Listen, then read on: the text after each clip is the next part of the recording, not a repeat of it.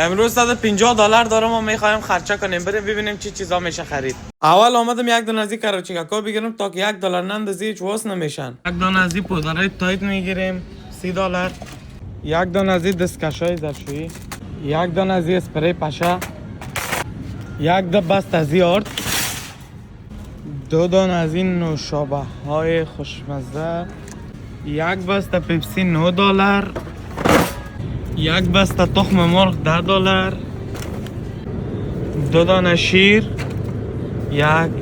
دو از این کاکائو میگیرم، دو بسته از این مگی ها میگیریم، یک دانه از این آیس کریم میگیریم، یک دانه هم از این دیگهش که بسیار خوش دارم، یک دانه از این سوسیسا میگیریم، یک دانه از این باترنگا، یک ذرم از این بانجان، در جنکله، یک دست از این گندنا میگیریم، از این گسنیچو هم میگیریم یک ذره.